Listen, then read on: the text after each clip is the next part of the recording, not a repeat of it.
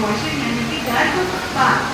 ठीक है, गर्भपात करने की दो विधियां होती है, एक सर्जिकल विधि जिसमें हम लोग औजार द्वारा गर्भपात करते हैं, और दूसरा है कुछ दवाइयाँ आजकल आ गई हैं जिसको MMA बोलते हैं, है ना। उसमें एक गोली मिलीटेस्ट की होती है, दो मिलीटोप्रोस्टोल की होती है, 4 गोली, तो उससे भी किया जाता है। लेकिन कभी भी ओवर द काउंटर जो ड्रग्स बाहर दुकानों में मिल रहे हैं जिसमें आधा अधूरा ज्ञान है हम लोग के पास, मीजोप्रॉस्ट बस खा के और ब्लीडिंग होते हुए आ जाती है, वो वैसे नहीं, इसको रजिस्टर्ड मेडिकल प्रैक्टिशनर द्वारा प्रिस्क्राइब करके ही खाना है। जो जाके आदमी वहाँ पे ले लेता है दवाएं, दे दीजिए आपको गर्भपात की दवाएं, वो वैसे उस तरह से ना उन लोग को विधि पता है, कितने सप्ताह तक करना है, किन श्रेणियों में नहीं देना है, ये सब उनको पता नहीं है, वो दवा बेचने के लिए कर रहे हैं। तो कभी भी गर्भपात किसी को कराना है, आपके किसी रिश्तेदार संबंधी को, तो ये ध्यान दें कि जो एडवाइस करा रहे हैं आप, ड्रग्स मेडिकल प्रेस्क्रिप्शन ले रहे हैं, वो रजिस्टर्ड मेडिकल प्रैक्टिशनर द्वारा ही हो, है ना, जो चिकित्सक हो वो रजिस्टर्ड। दूसरी बात है सर्जिकल अबॉर्शन। सर्जिकल अबॉर्शन कोई भी जगह पे नहीं हो सकता। जस्ट बिकॉज कोई नर्सिंग होम रन कर रहा है तो डजंट मीन कि वो कर सकता है सर्जिकल गर्भपात अपने घर में। अपने स्थान को, जो हॉस्पिटल है उसका एक फॉर्म आता है, प्रपत्र आता है, उसमें उस जगह का, आपको स्थान का अनुमोदन कराना है गर्भपात के लिए। तो कभी भी कहीं जाके छुटपुटिया नर्सिंग होम में भी कराना गर्भपात इज अनसेफ। और हर 2 घंटे पे एक महिला की मौत गर्भपात के या गर्भपात से जो कॉम्प्लिकेशंस होते हैं उसके कारण होता है ना। मतलब 97 women in 1 lakh are dying every day due to MTPs, unsafe MTPs। ठीक है, तो जो MTPs आप छोटी जगह या अनरजिस्टर्ड प्लेसेस में करा रहे हैं वो भी अनसेफ है, इलीगल।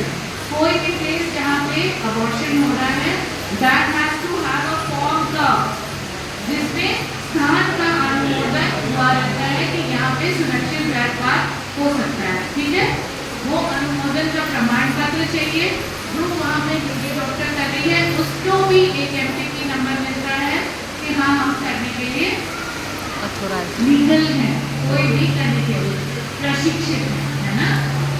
तो जो हम लोग मेडिकल टर्मिनेशन ऑफ प्रेगनेंसी कर रहे हैं दवाओं द्वारा, वो 9 सप्ताह तक हम लोग आराम से कर सकते हैं। दूसरी बात है 9 सप्ताह से 12 सप्ताह तक एक मेडिकल प्रैक्टिशनर सर्जिकल गर्भपात करेगी।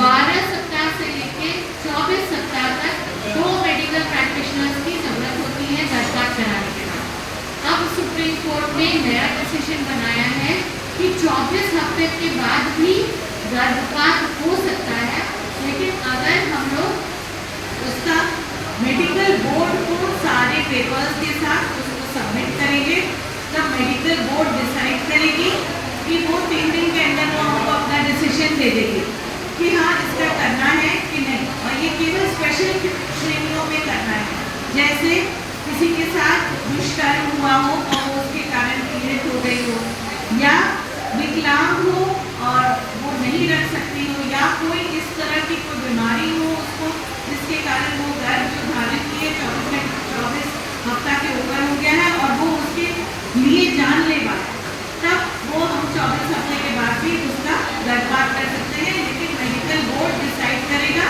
और 3 दिन में जब वो देगा हाँ ना हाँ करेगा, तब वहाँ भी 2 मेडिकल प्रैक्टिशनर करेगी। उसमें भी जगह ऐसी होनी चाहिए जहाँ पे सर्जरी हो सकती है, जहाँ एनेस्थेटिक है और जहाँ क्रिटिकल केयर यूनिट है, यानी कि अगर मरीज को कुछ हो गया ड्यूरिंग अबॉर्शन तो रिससिटेशन होने के सारे चीज़, सब सामान, सब उपकरण मौजूद हैं। और ये कुछ जैसे कोई मानसिक रूप से अस्वस्थ है उन लोगों को भी किया जा सकता है ना। उसमें कुछ श्रेणियाँ भी नहीं है कि ऐसे ही श्रेणी के लिए 24 सप्ताह के बाद गर्भपात हो सकता है।